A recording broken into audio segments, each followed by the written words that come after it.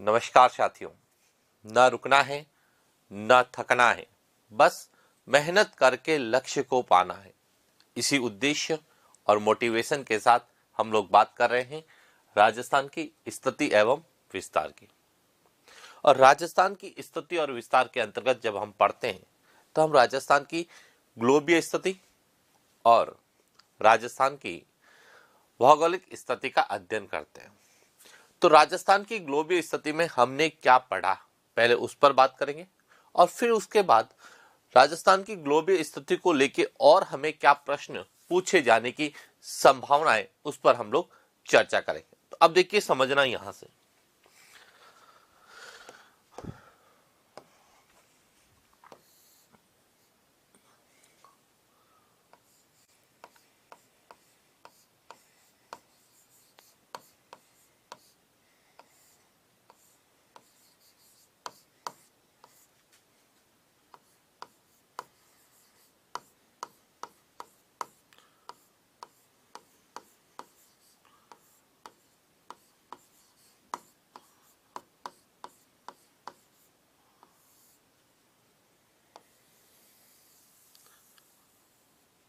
राजस्थान की स्थिति और विस्तार। तो सबसे पहले हमने बात की थी राजस्थान की स्थिति।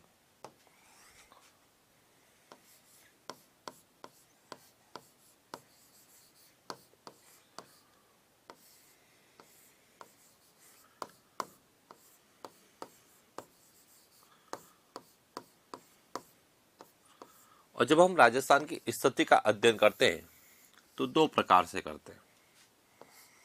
एक तो राजस्थान की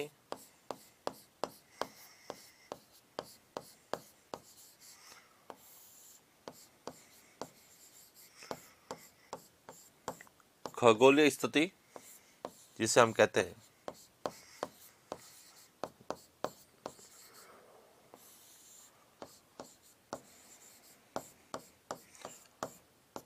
ग्लोबीय स्थिति, और दूसरी राजस्थान की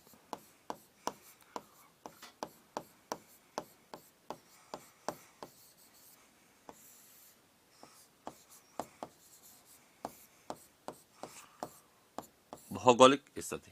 यानी कि जब हम राजस्थान की बात करें, चाहे भारत की बात करें, चाहे विश्व के किसी भी स्थान की बात करें, तो स्थिति हमें दो प्रकार से पूछी जाएगी। या तो खगोलीय स्थिति, जिसे हम भौगोलिक खगोलीय स्थिति, जिसे हम ग्लोबीय स्थिति कहते हैं। क्यों कहते हैं, इसका कारण है क्योंकि खगोलीय स्थिति का निर्धारण हम ग्लोब के माध्यम से करते हैं और इसीलिए खगोलीय स्थिति को हम ग्लोबीय स्थिति भी कहते हैं। और दूसरी है भौगोलिक स्थिति। किसी भौगोलिक क्षेत्र के संदर्भ में वह महाद्वीप हो सकता है, वह देश हो सकता है, या वह देश का कोई भी एक पार्ट हो सकता है। उसका जब हम अध्ययन करते हैं तो वह कहलाती है भौगोलिक स्थिति। जब हम राजस्थान की खगोलीय या ग्लोबीय स्थिति की बात करते हैं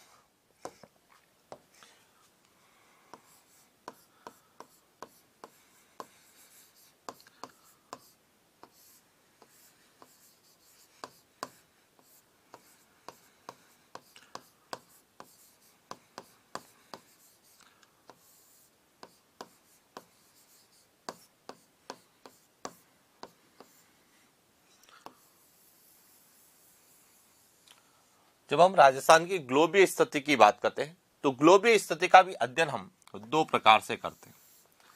एक कहलाती है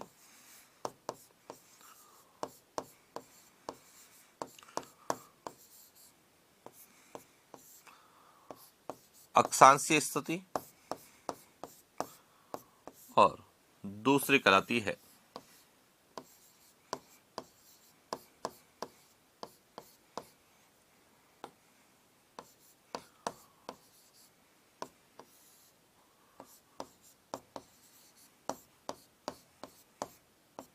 देशांतरीय स्थिति। यानी कि राजस्थान की ग्लोबीय स्थिति का मतलब है कि ग्लोब में राजस्थान की स्थिति क्या है। अब ग्लोब क्या होता है, इसके बारे में भी हमने अध्ययन किया कि ग्लोब जो है वह पृथ्वी का एक प्रतिरूप होता है जिस पर अक्षांश और देशांतर का जाल बिछा हुआ होता है, जिसे हम क्या कहते हैं, ग्लोब कहते हैं। और जब हम राजस्थान की ग्लोबीय स्थिति का अध्ययन करते हैं तो सबसे पहले हम राजस्थान की अक्षांशीय स्थिति का अध्ययन करते हैं कि अक्षांशीय दृष्टि से राजस्थान जो है वह कौन से गोलार्ध में है, तो हम अध्ययन करते हैं कि अक्षांशीय दृष्टि से राजस्थान उत्तरी गोलार्ध में है, नॉर्थ हेमिस्फीयर में। और जब हम देशांतरीय दृष्टि की बात करते हैं तो देशांतरीय दृष्टि से राजस्थान जो है वह पूर्वी गोलार्ध में। तो जब हम राजस्थान की ग्लोबीय स्थिति का अध्ययन करते हैं तो हम लिखते हैं कि राजस्थान की जो ग्लोबीय स्थिति है वह उत्तर पूर्व है। यानी कि हम खगोलीय स्थिति से के आधार पर हम राजस्थान की अक्षांशीय और देशांतरीय स्थिति का अध्ययन करते हैं और अक्षांशीय देशांतरीय स्थिति के आधार पर ही हम राजस्थान के अक्षांशीय और देशांतरीय विस्तार यानी कि खगोलीय विस्तार का भी या ग्लोबीय विस्तार का भी अध्ययन करते हैं। लेकिन सामान्यतः विद्यार्थी इतना ही पढ़कर जाता है कि राजस्थान की ग्लोबीय स्थिति क्या है, अक्षांशीय दृष्टि से राजस्थान कौन से गोलार्ध में है, देशांतरीय दृष्टि से कौन से गोलार्ध में है, या फिर राजस्थान का अक्षांशीय विस्तार कितना है, देशांतरीय विस्तार कितना है, या राजस्थान का ग्लोबीय विस्तार क्या है। लेकिन वर्तमान में परीक्षा पैटर्न में, प्रश्नों के पैटर्न में जो परिवर्तन देखने को मिलता है उसके आधार पर हमें कुछ नए प्रश्न पूछे जाने की संभावना है। चाहे वह अक्षांशीय स्थिति और विस्तार के आधार पर पूछे जा सकते हैं, देशांतरीय स्थिति और विस्तार के आधार पर जो प्रश्न पूछे जाने की संभावना है, और सामान्यतः नए पैटर्न में या जो परीक्षा के प्रश्नों के पूछने के पैटर्न में जो परिवर्तन आ रहा है वह फैक्चुअल यानी कि फैक्ट भी आपसे पूछे जा रहे हैं, कॉन्सेप्ट भी पूछे जा रहे हैं, और साथ साथ आपको पूरा जो है मैप यानी मानचित्र भी आपसे पूछा जा रहा है। तो अब देखिए हम आज बात करेंगे कि राजस्थान की ग्लोबीय स्थिति के संदर्भ में राजस्थान की अक्षांशीय स्थिति को लेके या अक्षांशीय विस्तार को लेके जो हमने अध्ययन किया है उसके आधार पर हमें और क्या प्रश्न पूछे जाने की संभावना है। तो अब देखिए समझना यहां से, जब हम राजस्थान की ग्लोबीय स्थिति के अंतर्गत अक्षांशीय स्थिति और अक्षांशीय विस्तार का अध्ययन करते हैं तो हमें क्या पूछा जाएगा, तो हमें एक तो पूछा जाएगा अक्षांशीय दृष्टि से राजस्थान की स्थिति क्या है। तो अक्षांशीय दृष्टि से राजस्थान की स्थिति उत्तरी गोलार्ध है जो हम अध्ययन कर चुके हैं। दूसरा हमें पूछा जाएगा कि अक्षांशीय दृष्टि से राजस्थान का विस्तार कितना है, तो 23 डिग्री 3 मिनट उत्तरी अक्षांश से 30 डिग्री 12 मिनट उत्तरी अक्षांश, या राजस्थान का अक्षांशीय विस्तार कितना है, तो हम पढ़ते हैं 7 डिग्री 9 मिनट अक्षांशों के मध्य स्थित है। लेकिन अब हमें जो नए पैटर्न के अनुसार जो प्रश्न पूछे जाने की संभावना है उसमें सबसे इंपॉर्टेंट है अक्षांशीय स्थिति और विस्तार से कि राजस्थान से गुजरने वाला मुख्य अक्षांश कौन सा है, या राजस्थान से कौन कौन से मुख्य अक्षांश गुजरते हैं। तो देखिए सबसे पहले तो आपको पूरा ये पता होना चाहिए कि पूरी पृथ्वी पर मुख्य अक्षांश कौन कौन से हैं, अब उसमें से भारत में कौन सा गुजरता है और उसमें से राजस्थान के संदर्भ में क्या पूछा जाएगा। तो सबसे पहले तो हम बात करेंगे कि मुख्य अक्षांश और राजस्थान से गुजरने वाला मुख्य अक्षांश कौन सा है। तो देखिए यदि हम पूरे ग्लोब की बात करें तो हम ग्लोब को इस तरह से देखते हैं, यह है पूरी पृथ्वी और यह जो है यह पृथ्वी से गुजरने वाला है या पृथ्वी पर खींची गई काल्पनिक रेखाएं जो मुख्य अक्षांश के रूप में जानी जाती है। तो अब देखिए मुख्य अक्षांश कौन से, पहले तो आपको यह पता होना, क्योंकि हम अध्ययन करेंगे राजस्थान की स्थिति और विस्तार के अंतर्गत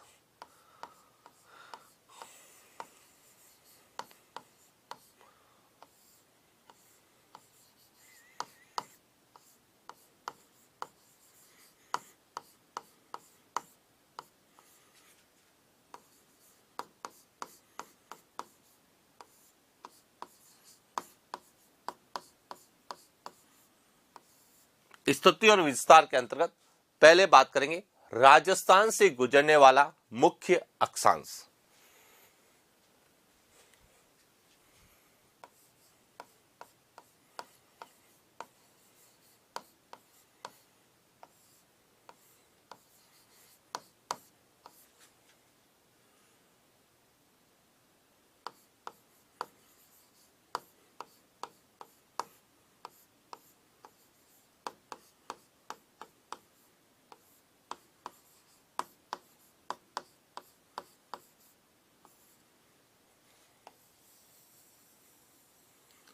मुख्य अक्षांश। अब देखिए,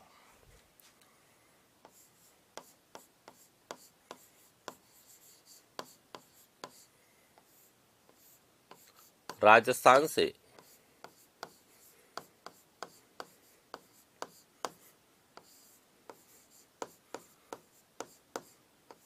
गुजरने वाला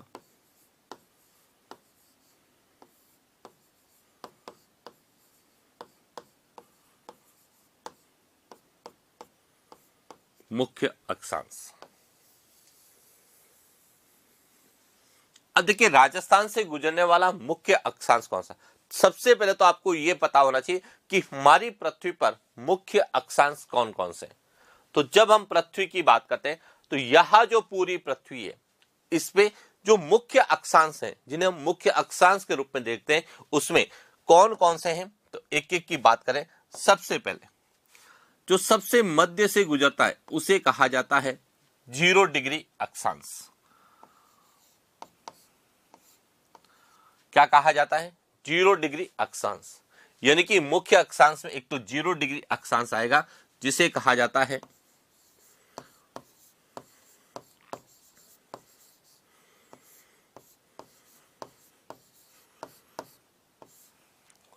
भूमध्य रेखा, इक्वेटर या विषुवत रेखा जिसे हम लोग कहते हैं।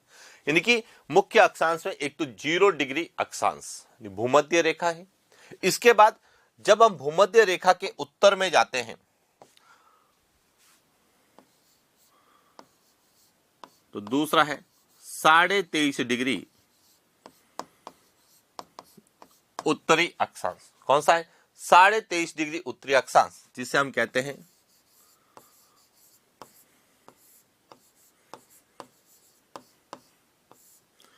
कर्क रेखा, ट्रॉपिक ऑफ कैंसर के नाम से हम लोग जानते हैं कर्क रेखा, जिसे 23.5 डिग्री उत्तरी अक्षांश। इसी तरह से भूमध्य रेखा के यदि हम दक्षिण में आते हैं तो 23.5 डिग्री दक्षिणी अक्षांश, यह कहलाती है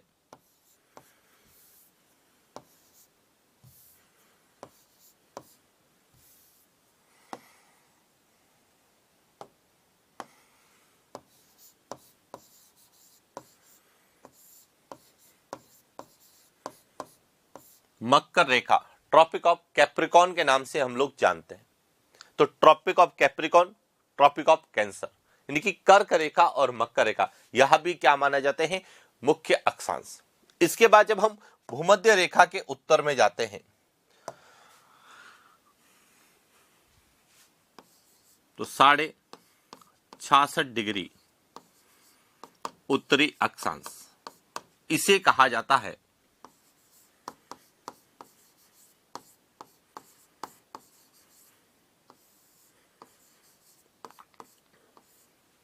आर्कटिक वृत्त।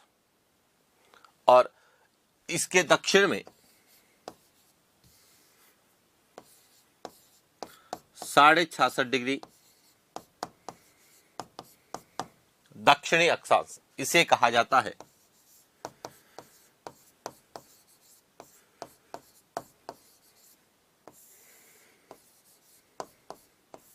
अंटार्कटिक वृत्त। यानी कि आर्कटिक सर्कल और अंटार्कटिक सर्कल।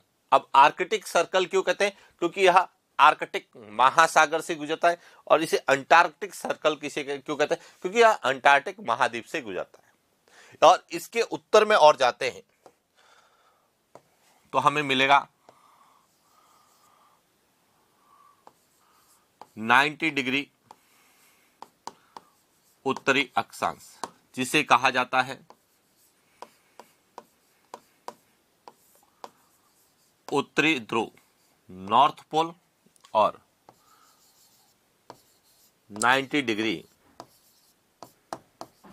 दक्षिणी अक्षांश, जिसे कहा जाता है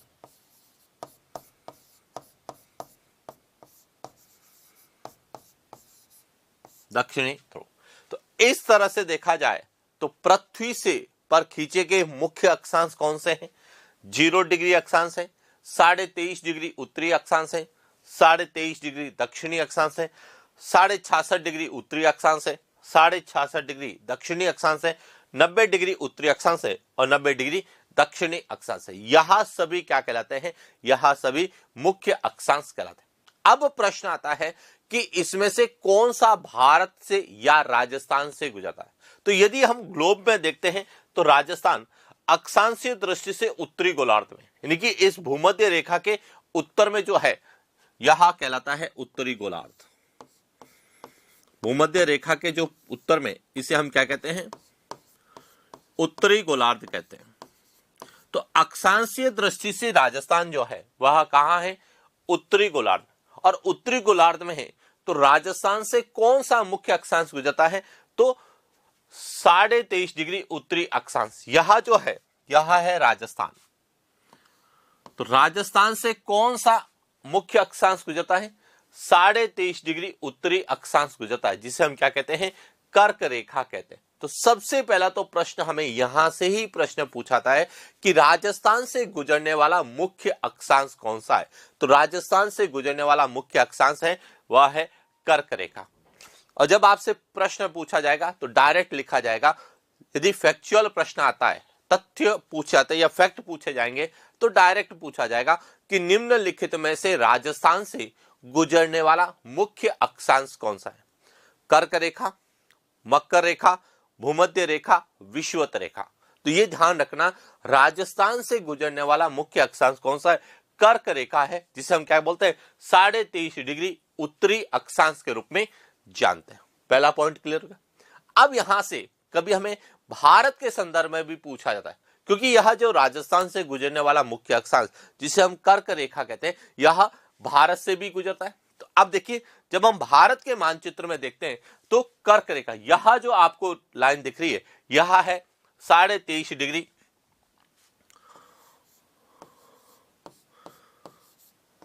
डिग्री उत्तरी अक्षांश। और इसे क्या कहा जाता है?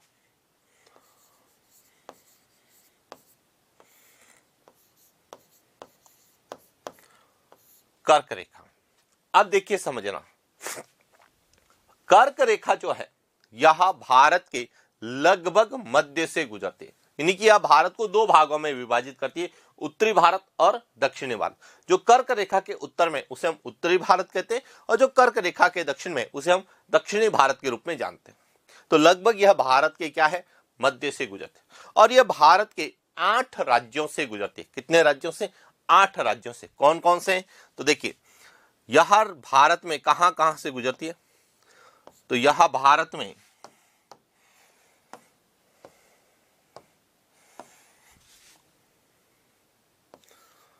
गुजरात से गुजरती है, उसके बाद राजस्थान से गुजरती है, फिर यह मध्य प्रदेश से गुजरती है, छत्तीसगढ़ से गुजरती है, झारखंड से गुजरती है, पश्चिमी बंगाल से गुजरती है, त्रिपुरा से गुजरती है और मिजोरम से। 1 2 3 4 5 6 7 और 8, यानी कि यह जो कर्क रेखा है यह भारत के मध्य से 8 राज्यों से गुजरती है। तो सबसे पहले तो आपसे यह पता होना चाहिए कि भारत से गुजरने वाला मुख्य अक्षांश कौन सा है। और यदि आपने भारत के संदर्भ में मुख्य अक्षांश को अच्छे से समझ लिया है तो राजस्थान के संदर्भ में मुख्य अक्षांश को लेकर कोई भी प्रश्न पूछा जाएगा तो आपका गलत नहीं होगा। तो देखिए, सबसे पहले तो हम बात करेंगे कि राजस्थान से गुजरने वाला मुख्य अक्षांश। और राजस्थान से गुजरने वाले मुख्य अक्षांश का जब आप अध्ययन करते हैं तो सबसे पहले हमें भारत के संदर्भ में पढ़ना होगा कि राजस्थान से जो मुख्य अक्षांश गुजरता है, जिसे हम ट्रॉपिक ऑफ कैंसर, कर्क रेखा कहते हैं, यह भारत के संदर्भ में जब पूछा जाएगा राजस्थान को तो किस तरह से पूछा जाएगा। तो देखिए, सबसे पहले तो हमें यह पता होना चाहिए कि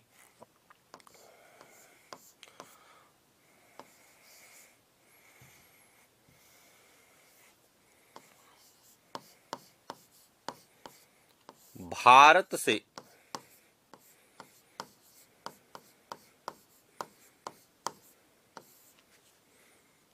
गुजरने वाला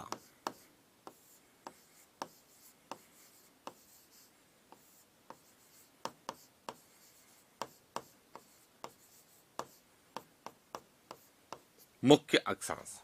अब भारत से गुजरने वाला मुख्य अक्षांश कौन सा है? तो हम कहते हैं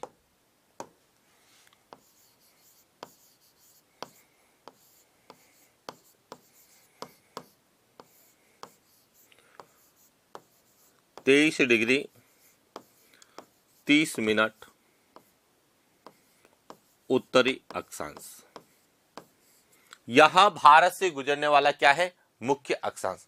अब डायरेक्ट यदि आपसे पूछा जाएगा कि राजस्थान से गुजरने वाला मुख्य अक्षांश कौन सा है, तो जो भारत से मुख्य अक्षांश गुजरता है, जिसे हम कर्क रेखा कहते हैं, 23.5 डिग्री उत्तरी अक्षांश कहते हैं, यही भारत और राजस्थान से गुजरने वाला मुख्य अक्षांश है। अब यहां भारत के कौन कौन से राज्यों से या कहां से गुजरता है? तो देखिए,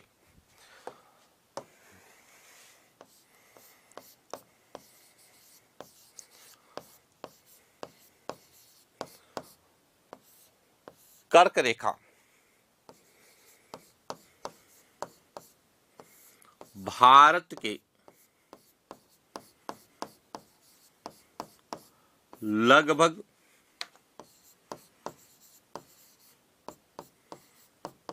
मध्य से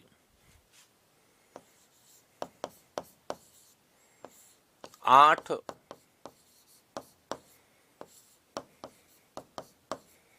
राज्यों से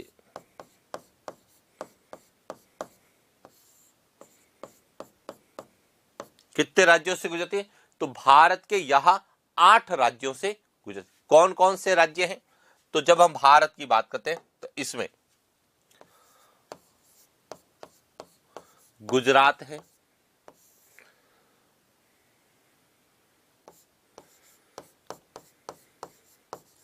राजस्थान,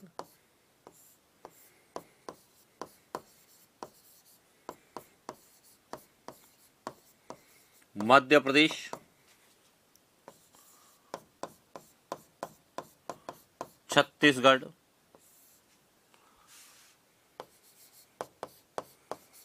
झारखंड,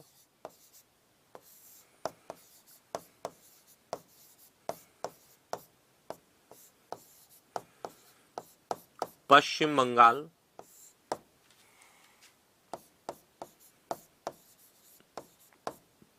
त्रिपुरा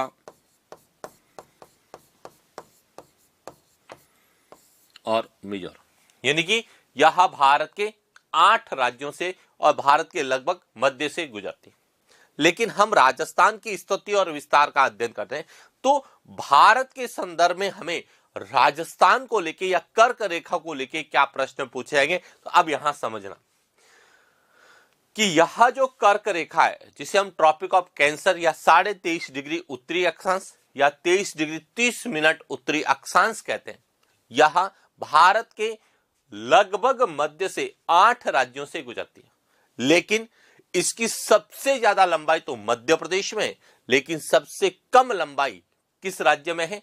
राजस्थान में। तो इसलिए यह ध्यान रखना, हमें डायरेक्ट प्रश्न पूछा जा सकता है कि भारत में कर्क रेखा की लंबाई सबसे कम किस राज्य में है? तो राजस्थान में। और सर्वाधिक लंबाई किस राज्य में है? तो मध्य प्रदेश में। तो दोनों को साथ में लेके प्रश्न पूछा जाता है। क्यों? क्योंकि जब हम राजस्थान की स्थिति और विस्तार का अध्ययन करते हैं तो राजस्थान के जब भौगोलिक विस्तार का अध्ययन करते हैं तो राजस्थान की सबसे ज्यादा अंतर्राज्यीय सीमा किसके साथ है? मध्य प्रदेश के साथ है। और राजस्थान की अंतर्राज्यीय सीमा को लेकर नहीं पूछकर हमें यह पूछा जा सकता है कि भारत में सर्वाधिक और न्यूनतम कर्क रेखा की लंबाई वाले राज्यों का सही युग्म कौन सा है। तो हमें पता होना चाहिए कि भारत के ये 8 राज्यों से तो गुजरती है, लेकिन इसमें सबसे ज्यादा लंबाई मध्य प्रदेश में, जो कि राजस्थान का एक पड़ोसी राज्य भी है। और दूसरा, अभी हाल ही में करंट में आपने देखा होगा कि जो पूर्वी राजस्थान नहर परियोजना को लेके समझौता हुआ है, वह राजस्थान और मध्य प्रदेश सरकार के मध्य हुआ है। उससे पहले की यदि हम बात करें तो राजस्थान और मध्य प्रदेश के बीच में जो सबसे प्रमुख चर्चित परियोजना है वह है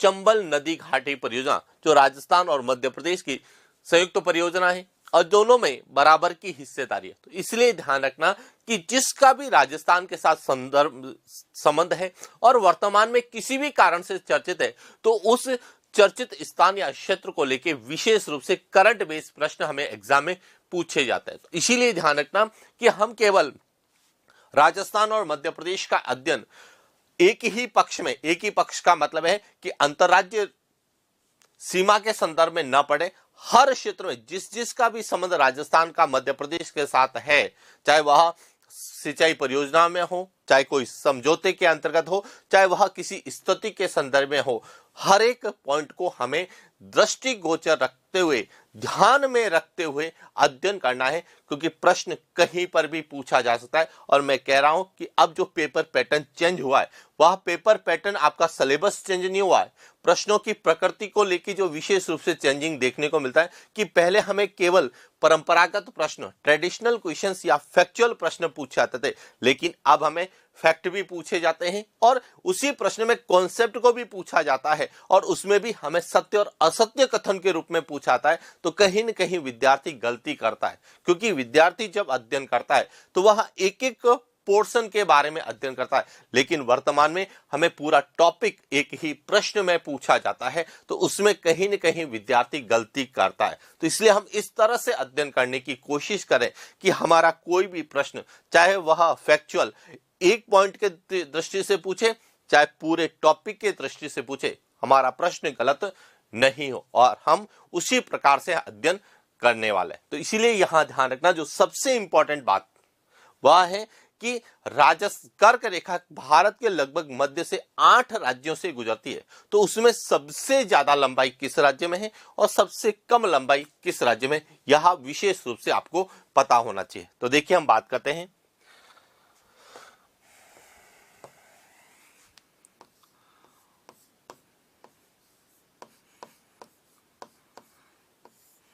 भारत में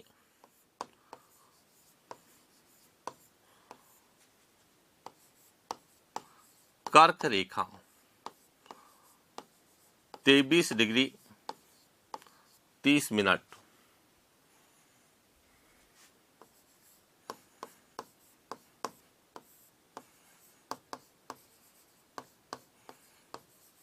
उत्तरी अक्षांश की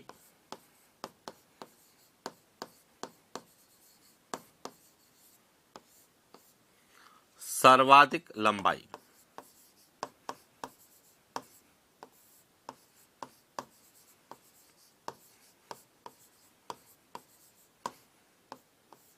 मध्य प्रदेश में तथा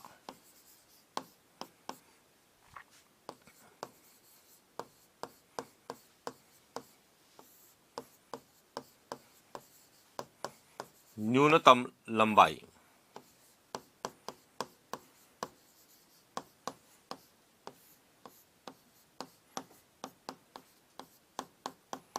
राजस्थान में। और जहां जहां पर भी राजस्थान शब्द का प्रयोग होगा, राजस्थान आएगा, निश्चित रूप से राजस्थान की स्थिति और विस्तार से प्रश्न बनने की संभावना बढ़ेगी। क्यों? क्योंकि कर्क रेखा को लेकर इसलिए प्रश्न पूछा जाता है कि कर्क रेखा की सबसे ज्यादा लंबाई तो मध्य प्रदेश में, लेकिन सबसे कम लंबाई कहां पर है? राजस्थान में।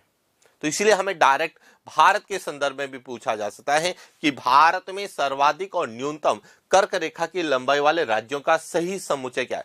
तो सर्वाधिक मध्य प्रदेश में और न्यूनतम कहां पर है? राजस्थान में। और जब हम भारत के संदर्भ में कर्क रेखा को लेकर अध्ययन करते हैं कि हम कहते हैं कि यह भारत के लगभग मध्य से गुजरती है, भारत के 8 राज्यों से गुजरती है, तो कई बार इन राज्यों की राजधानी के संदर्भ में भी प्रश्न पूछा जाता है कि कर्क रेखा पर स्थित राजधानी, तो झारखंड की राजधानी जो कर्क रांची है, वह कर्क रेखा के सर्वाधिक निकट नहीं, कर्क रेखा पर स्थित है। लेकिन कर्क रेखा से सर्वाधिक दूर राजधानी जो 8 राज्यों से गुजरती है, उन 8 राज्यों की राजधानियों में सबसे दूर कौन सी है? तो सबसे दूर है राजस्थान की राजधानी जयपुर। और इसीलिए ध्यान रखना कि कर्क रेखा की लंबाई को लेके भी और कर्क रेखा का संबंध राजधानी के संदर्भ में भी पूछा जाता है, तब भी हमें राजस्थान के संदर्भ में प्रश्न पूछा था। कैसे समझना यहां से कि यह जो कर्क रेखा है, यह 8 राज्यों से गुजरती है, तो झारखंड की जो राजधानी है वह लगभग कहां आती है? कर्क रेखा के ऊपर आती है। यानी सबसे निकट जो है वह कौन सी है? झारखंड की राजधानी रांची है। लेकिन सबसे दूर बात करते हैं तो हम राजस्थान की राजधानी कौन सी है? जयपुर की बात करते हैं। तो कर्क रेखा से सर्वाधिक दूर स्थित राज्य की राजधानी, हम किस राज्य की राजधानी बात करें? उन राज्यों की बात करते हैं जिन राज्यों से कर्क रेखा गुजरती है। तो कर्क रेखा 8 राज्यों से गुजरती है, लेकिन कर्क रेखा पर स्थित कौन सी है? तो झारखंड की राजधानी रांची है। जबकि कर्क रेखा से सर्वाधिक दूर स्थित राज्य की राजधानी कौन सी है? तो राजस्थान की राजधानी जयपुर है, जिसको लेके भी कई बार हमें प्रश्न एग्जाम में इनडायरेक्टली सत्य और असत्य कथन के रूप में पूछे जाने की संभावना। क्या पूछा जा सकता है? देखिए,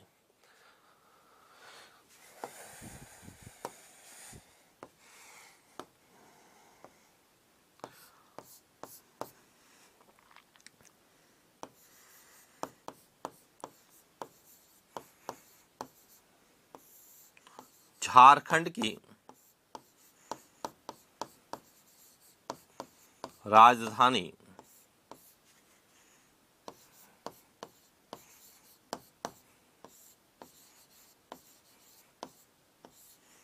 कर्क रेखा पर या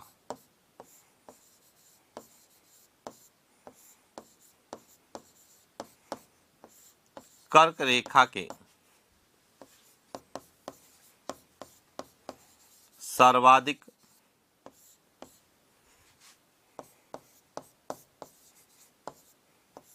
निकट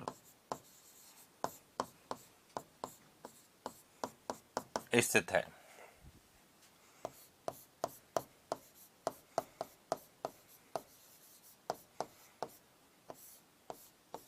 राजस्थान की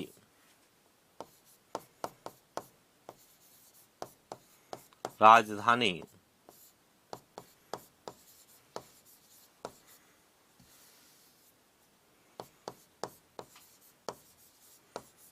जयपुर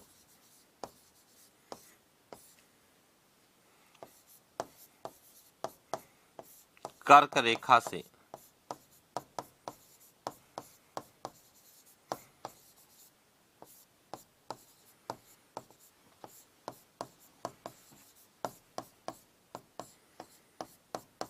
सर्वाधिक दूर स्थित है। अब देखिए, राजस्थान और झारखंड की बात करें या राजस्थान या झारखंड की राजधानियों की बात करें तो झारखंड की राजधानी रांची जो कि कर्क रेखा के सबसे निकट यानी कर्क रेखा पर स्थित है, जबकि राजस्थान की राजधानी जयपुर कर्क रेखा से सर्वाधिक दूर है। अब आप कहेंगे सर राजस्थान की राजधानी ही क्यों पूछी जाएगी? पंजाब की राजधानी हरियाणा हिमाचल प्रदेश है, उनकी राजधानी जम्मू कश्मीर की राजधानी तो इससे भी अलग है। लेकिन यह जो कॉन्सेप्ट पूछा जाता है यह केवल उन राज्यों के संदर्भ में पूछा जाता है जिन राज्यों से कर्क रेखा गुजरती है। तो 8 राज्यों की राजधानियों की जब हम बात करते हैं तो सबसे निकट आएगी रांची और सबसे दूर कौन सी आएगी? जयपुर। अब देखिए, इसके अंतर्गत हमने कहा था कि इसमें मध्य प्रदेश और राजस्थान दोनों को पूछा जा सकता है। क्यों? क्योंकि मध्य प्रदेश और राजस्थान का आपस में न केवल कर्क रेखा को लेके संबंध है बल्कि सीमा को लेके भी संबंध है, विभिन्न प्रकार के समझौतों को लेके भी संबंध है। लेकिन राजस्थान और झारखंड का प्रत्यक्ष कोई संबंध नहीं है, ना तो कोई सीमा को लेके है, ना किसी ऐसे समझौते को लेके जो कि राजस्थान और झारखंड के बीच में संबंध स्थापित करते हैं। तो इसीलिए ध्यान रखना, इसमें तो आपको दोनों एक साथ पूछे जा सकते हैं, लेकिन इसमें केवल आपको राजस्थान के संदर्भ में याद करना है, झारखंड के संदर्भ में हमें याद नहीं करना है। क्योंकि झारखंड के संदर्भ में जब पूछेगा तो वह भारत की स्थिति और विस्तार के अंतर्गत पूछेगा, राजस्थान के संदर्भ में पूछने की संभावना नगण्य है। लेकिन राजस्थान की राजधानी जयपुर कर्क रेखा के सर्वाधिक दूर है, यह पूछे जाने की संभावना है। और कैसे पूछा जाएगा? आपसे पूछा जाएगा कि निम्नलिखित में से किस राज्य की राजधानी कर्क रेखा के सर्वाधिक दूर स्थित है?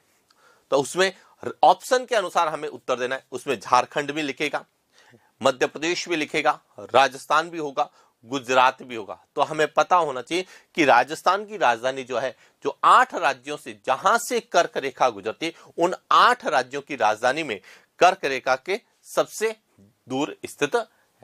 ये तो जो है कर्क रेखा नहीं, राजस्थान से या भारत से गुजरने वाले मुख्य अक्षांश को राजस्थान के संदर्भ में कैसे प्रश्न पूछा जा सकता है। क्लियर हो गया। अब बात करते हैं कि मुख्य अक्षांश राजस्थान में कहां से गुजरता है। तो अब राजस्थान के संदर्भ में कर्क रेखा को लेके क्या प्रश्न बनेंगे, हम उस पर बात करते हैं। तो देखिए, यहां आपको एक मानचित्र नजर आ रहा होगा, यहां है राजस्थान।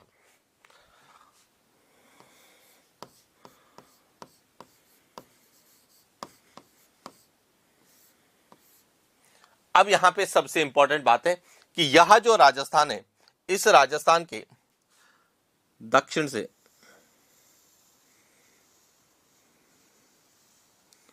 यहां रेखा गुजरती है, इसे हम कहते हैं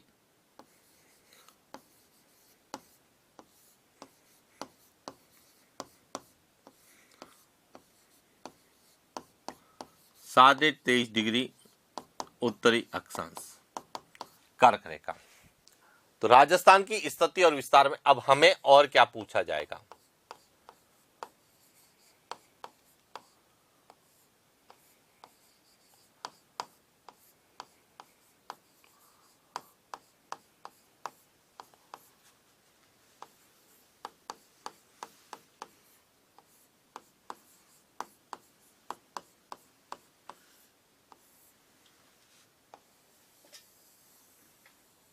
विस्तार। अब देखिए क्या पूछा जाएगा। तो सबसे इंपॉर्टेंट बात है, सबसे पहले तो हमें यह पता होना चाहिए कि राजस्थान से गुजरने वाला मुख्य अक्षांश कौन सा है। तो राजस्थान से गुजरने वाला मुख्य अक्षांश कौन सा है, कर्क रेखा, 23.5 उत्तरी अक्षांश। पहला पॉइंट क्लियर हो गया। दूसरा और सबसे इंपॉर्टेंट कि यह जो कर्क रेखा है, यह राजस्थान के किस भाग से गुजरती है। तो यह राजस्थान के दक्षिणी भाग से गुजरती है। यह उत्तर, दक्षिण, पूर्व और पश्चिम, तो किस भाग से गुजरती है, दक्षिणी भाग, या सुदूर दक्षिण भी लिख सकता है कि कर्क रेखा राजस्थान के दक्षिणी भाग या सुदूर दक्षिण से गुजरती है।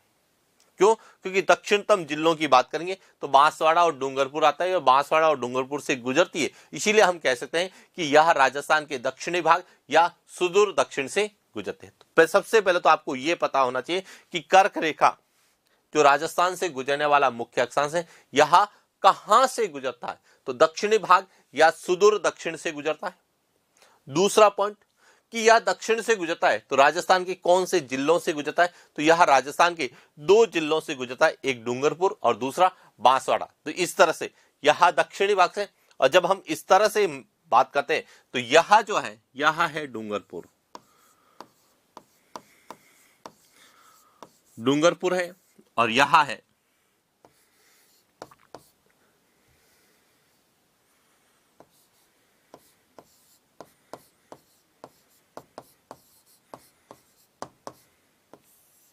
तो यह जो राजस्थान के कितने जिलों से गुजरती है, 2 जिलों से गुजरती है। कौन कौन से, डूंगरपुर और बांसवाड़ा।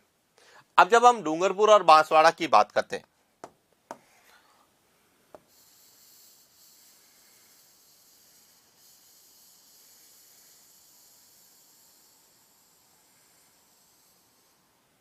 यह जो कर्क रेखा है,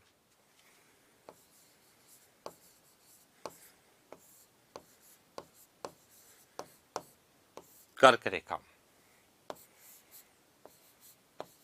23°30'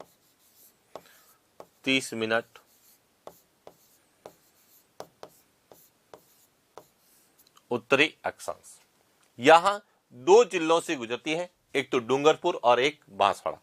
अब हमें यह भी पता होना चाहिए कि यह डूंगरपुर में कहां से गुजरती है। तो यह डूंगरपुर के दक्षिण से, यानी कि दक्षिणी सीमा का निर्धारण करती है। कई बार डायरेक्ट पूछा जाता है कि कर्क रेखा किस जिले की दक्षिणी सीमा का निर्धारण करती है या किस जिले के दक्षिण से गुजरती है। तो देखिए, राजस्थान के संदर्भ में बात करें तो दक्षिणी भाग से, लेकिन किस जिले के दक्षिण से, तो डूंगरपुर के दक्षिण से गुजरती है, लेकिन बांसवाड़ा के लगभग या मध्य से गुजरती है।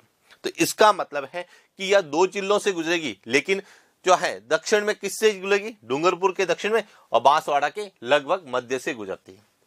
अब जब यह लगभग मध्य से गुजरती है तो इसकी लंबाई को लेकर प्रश्न विशेष रूप से बनते हैं कि कर्क रेखा की राजस्थान में लंबाई सर्वाधिक किस जिले में।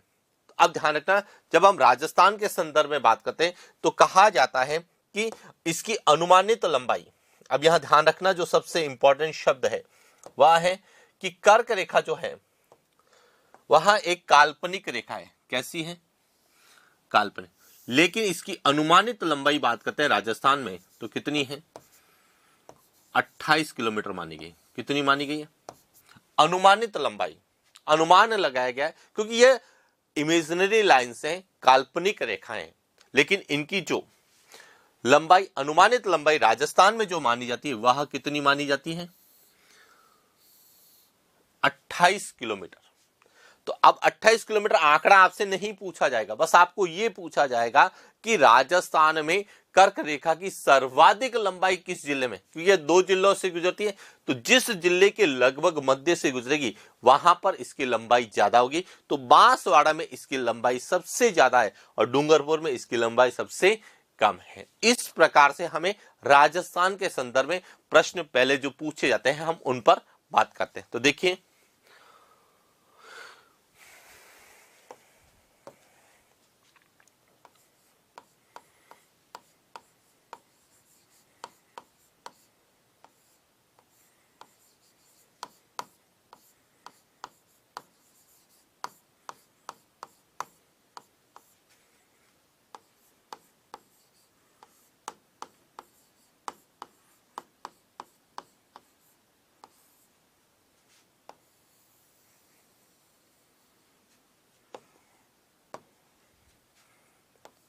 सबसे पहला पॉइंट,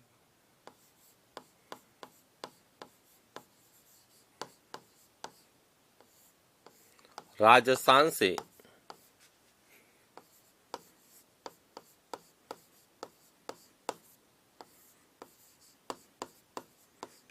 गुजरने वाला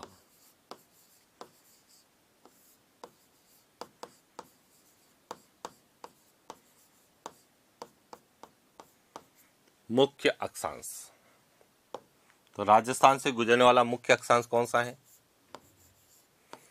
23 डिग्री 30 मिनट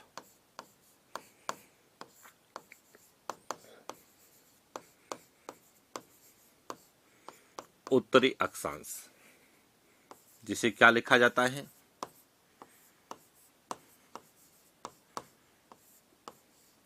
कर्क रेखा, ट्रॉपिक ऑफ कैंसर लिखा जाता है। पहला पॉइंट क्लियर। अब दूसरा पॉइंट, यह राजस्थान में कहां से गुजरती है? तो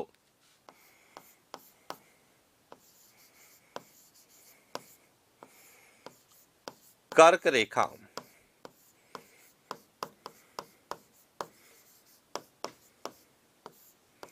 राजस्थान के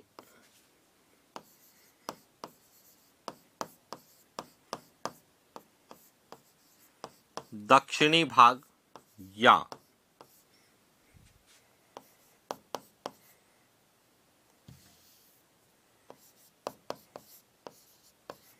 सुदूर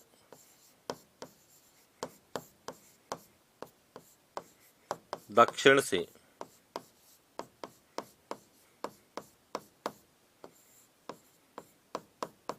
यानी कि यह राजस्थान के दक्षिणी भाग या सुदूर दक्षिण से गुजरती है।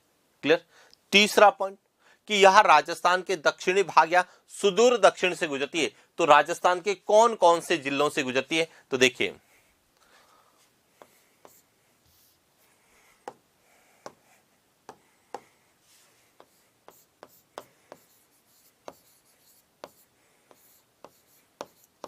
कर्क रेखा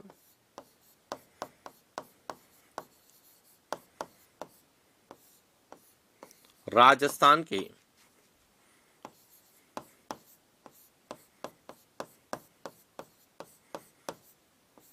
दो जिलों से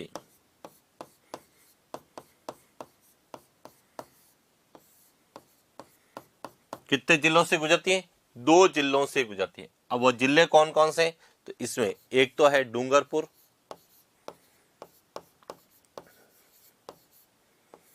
और दूसरा कौन सा है?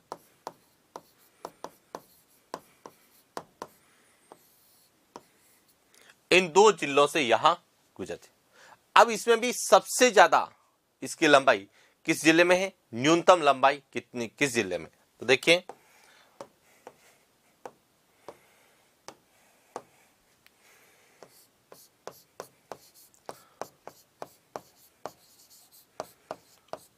राजस्थान में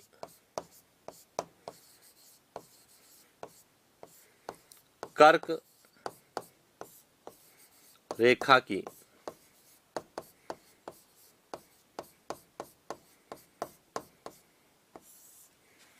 अनुमानित लंबाई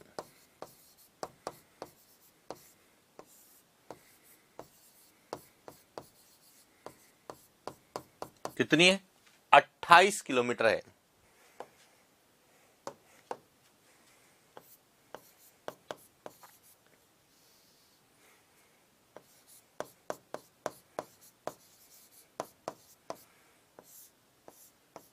राजस्थान में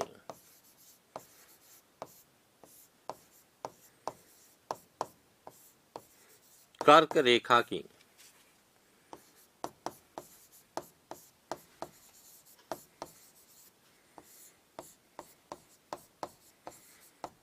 सर्वाधिक लंबाई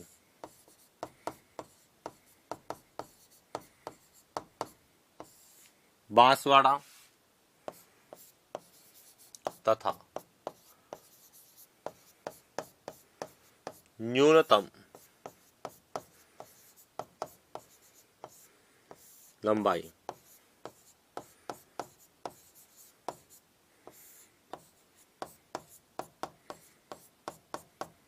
डूंगरपुर में।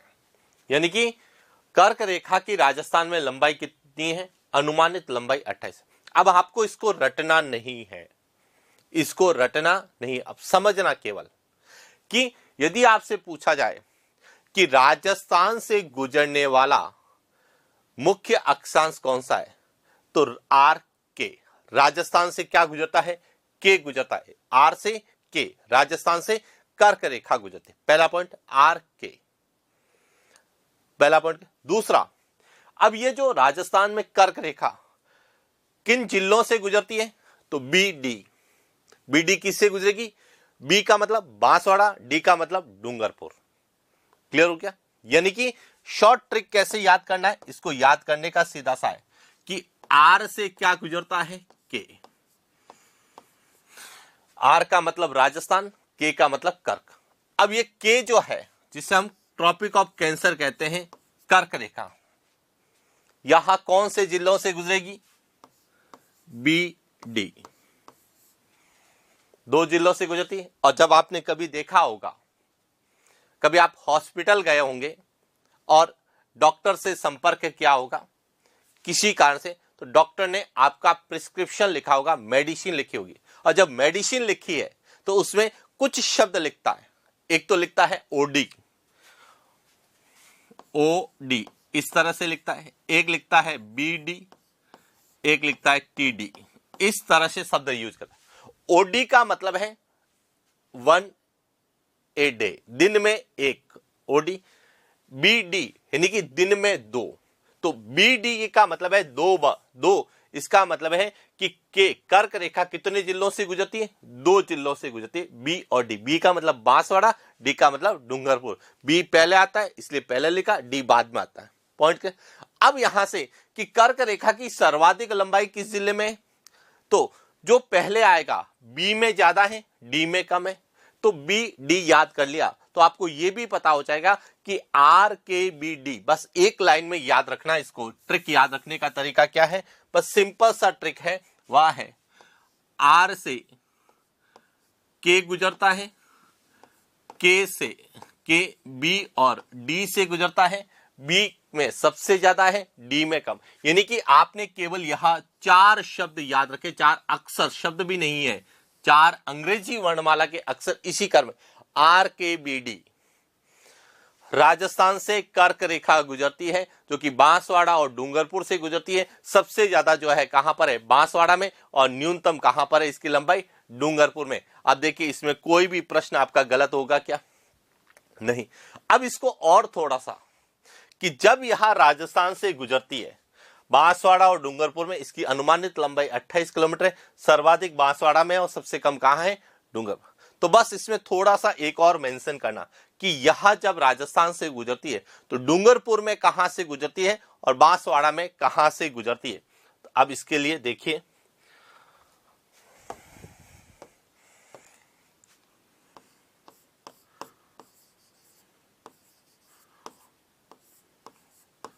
कर्क रेखा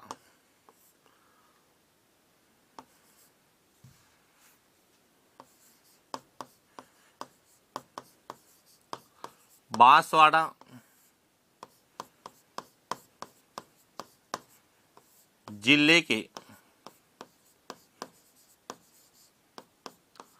मध्य से तथा डूंगरपुर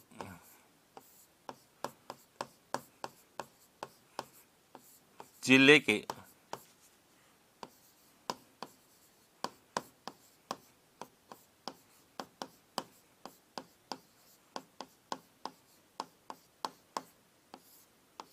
दक्षिण से गुजरते।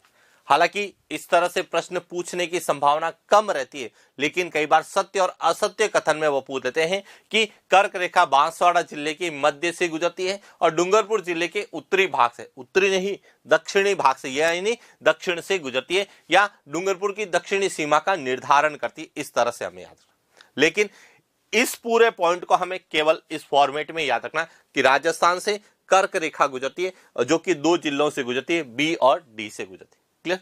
अब यहां पर एक और पॉइंट ध्यान रखना कि जब यार राजस्थान के 2 जिलों से डूंगरपुर और बांसवाड़ा से गुजरती है, डूंगरपुर के दक्षिणी भाग से गुजरती है, बांसवाड़ा के लगभग मध्य से गुजरती है, तो इस नदी को इस कर्क रेखा को एक नदी 2 बार काटती है। वह कौन सी है?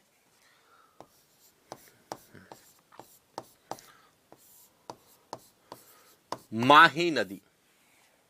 कौन सी नदी? माही नदी, जिसे क्या कहा जाता है?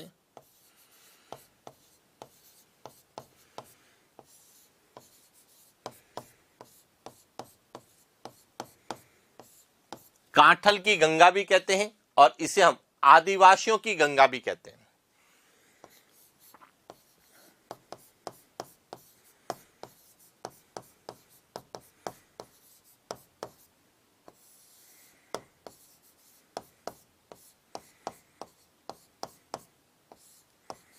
आदिवासियों की गंगा क्यों कहते हैं? क्योंकि माही, सोम और जाखम इन 3 नदियों का त्रिवेणी संगम है। कहां पर? डूंगरपुर में, बेणेश्वर में। और उस बेणेश्वर में माघ पूर्णिमा को एक विशाल मेला भरता है जिसे आदिवासियों का कुंभ कहा जाता है। जिस तरह से प्रयागराज में गंगा, यमुना और सरस्वती तीनों के संगम पर जो एक विशाल कुंभ का आयोजन होता है जिसे हम महाकुंभ या कुंभ के नाम से जानते हैं, उसी प्रकार राजस्थान में माही, सोम और जाखम इन 3 नदियों के संगम पर बेणेश्वर डूंगरपुर में एक मेले का आयोजन होता है जिसे बेणेश्वर मेला आदिवासियों का कुंभ कहा जाता है। और इसीलिए हमें माही नदी को लेके विशेष रूप से प्रश्न पूछे जाते हैं। अब यहां पर कर्क रेखा को लेके क्या प्रश्न बनता है कि माही नदी जो है यह विश्व की एकमात्र नदी है जो कर्क रेखा को देखे, एक तो यहां पर काट रही है, कर्क रेखा को यहां 2 बार काटती। कितनी बार? एक तो यहां पे काट रही है और एक यहां पे काट रही है। तो यहां जो है माही नदी कर्क रेखा को 2 बार काटती है और विश्व की एकमात्र नदी है। और यह भी प्रश्न कई बार एग्जाम में पूछा जाता है। कैसे? देखिए,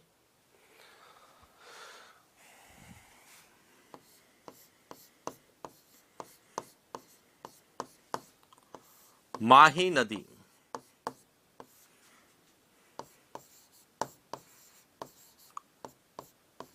विश्व की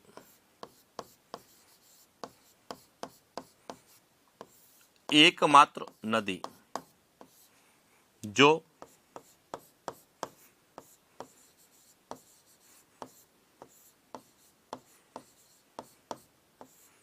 कर्क रेखा को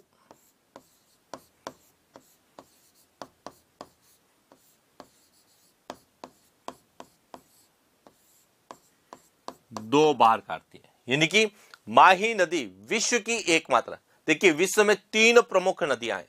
एक माही नदी जो कि कर्क रेखा को 2 बार काटती है, एक कांगो या जायरे नदी जो कि भूमध्य रेखा को 2 बार काटती है, और तीसरी है लिम्पुप नदी जो कि मकर रेखा को 2 भागों में 2 बार काटती है। तो इस तरह से यहां ध्यान रखना कि माही नदी जो कि राजस्थान के दक्षिणी भाग से डूंगरपुर और बांसवाड़ा से गुजरती है और यह जो है किसको, कर्क रेखा को 2 बार काटती है। तो इसलिए ध्यान रखना कि राजस्थान से कौन सी रेखा गुजरती है, कर्क रेखा।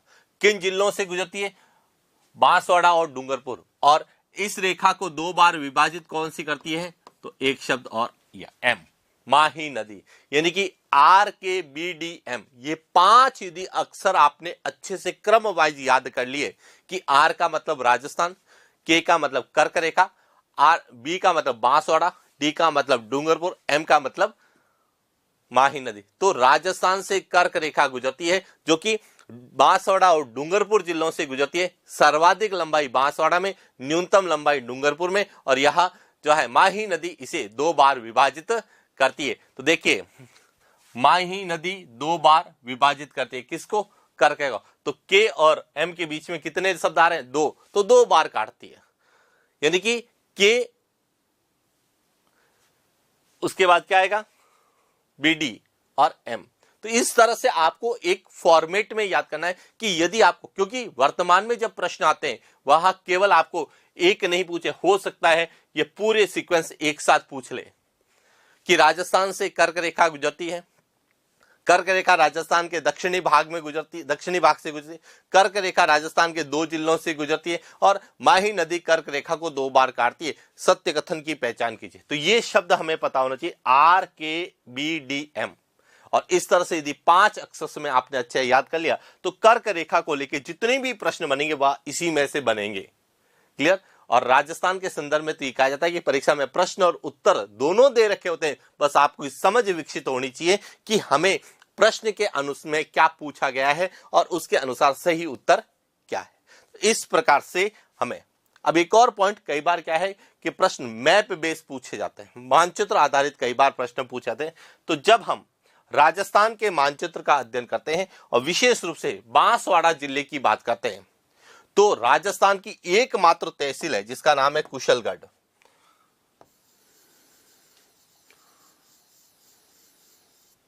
यह तहसील है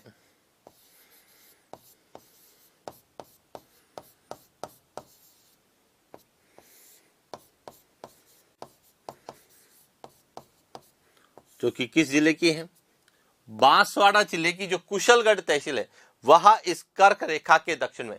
बाकी जितने भी तहसीलों की बात करें, चाहे हम बांसवाड़ा की बात करें, चाहे बागीदोरा की बात करें, चाहे डूंगरपुर की तहसीलों की बात करें, इन सभी तहसीलों में देखा जाए तो राजस्थान की एकमात्र तहसील जो कि कर्क रेखा के दक्षिण में है वह कौन सी है, कुशलगढ़ तहसील बांसवाड़ा है। यह भी फैक्चुअल हमें याद होना चाहिए।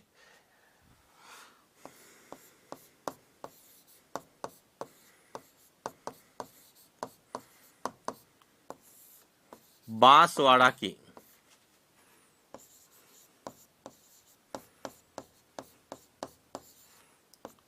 कुशलगढ़ तहसील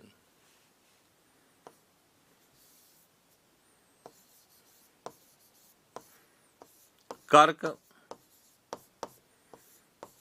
रेखा के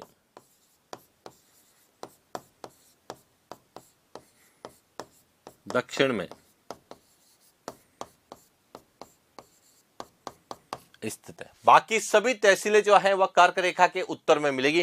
कुशलगढ़ तहसील जो कि ब्रिटिश काल में राजस्थान का एक ठिकाना, नॉन सैल्यूट स्टेट के रूप में हम लोग जानते थे कि राजस्थान में जो है 19 रियासतें थी यानी सैल्यूट स्टेट थे और 3 नॉन सैल्यूट स्टेट थे। सैल्यूट स्टेट का मतलब है जिन्हें तोपों की सलामी दी जाती थी, सैल्यूट स्टेट का तात्पर्य जिन्हें तोपों की सलामी का अधिकार था, और नॉन सैल्यूट स्टेट जिन्हें तोपों की सलामी का अधिकार नहीं था। तो राजस्थान में 19 रियासतें थी जो कि सैल्यूट स्टेट थी, जबकि 3 थी वह नॉन सैल्यूट थी, जिसमें एक तो आता है नीमराना, एक लावा और एक कुशलगढ़। तो जो कुशलगढ़ ठिकाना था, जो नॉन सैल्यूट स्टेट था, वह वर्तमान में बांसवाड़ा जिले की कुशलगढ़ तहसील के रूप में जाना जाता है, जो कि राजस्थान की एकमात्र तहसील जो कि कर्क रेखा के दक्षिण में स्थित है। इस प्रकार से हमें न केवल राजस्थान की अक्षांशीय स्थिति और विस्तार, देशांतरी स्थिति और विस्तार को याद करना है, लेकिन जब हम राजस्थान की ग्लोबीय स्थिति और विस्तार का अध्ययन करें तो हमें राजस्थान से गुजरने वाला मुख्य अक्षांश कौन सा है और मुख्य अक्षांश को लेकर क्या प्रश्न पूछे जा सकते हैं, भारत को राजस्थान के संदर्भ में जोड़ के, और राजस्थान के अंतर्गत हमें जिलों को लेके राजस्थान के किस भाग से गुजरती है, उसकी लंबाई के संदर्भ में और तहसील के संदर्भ में नदी को लेके जितने भी प्रश्न पूछे जाने की संभावना है, उन सभी के बारे में हमने विस्तार से अध्ययन किया और इसको लेके जो भी प्रश्न बन सकते हैं उस पर हमने बात की।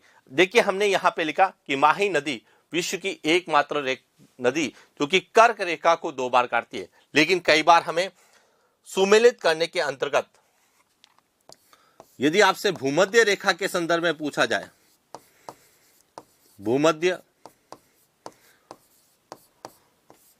रेखा को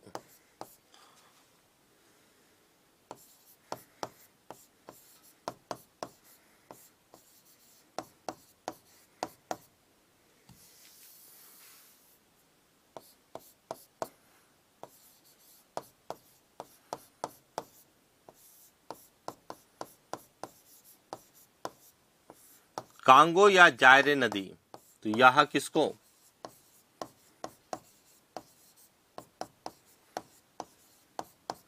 भूमध्य रेखा को 2 बार काटती है,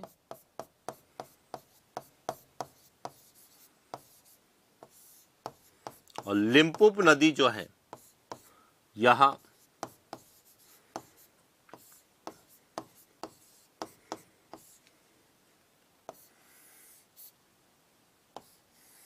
मकर रेखा को काटती है, और माही नदी जो है वह कर्क रेखा को। तो इस प्रकार से राजस्थान से गुजरने वाला मुख्य अक्षांश कौन सा है और राजस्थान से गुजरने वाले मुख्य अक्षांश कर्क रेखा को लेकर जो प्रश्न पूछे जाने की संभावना है उसके बारे में हमने विस्तार से अध्ययन किया। तो यह था आज का हमारा सेशन। आगे हम इसी प्रकार से राजस्थान से गुजरने वाले और कौन से अक्षांश और उनको लेके क्या प्रश्न बन सकते हैं उसके बारे में विस्तार से चर्चा करेंगे। तो आज के लिए इतना ही, मिलते हैं नेक्स्ट क्लास। Thank you.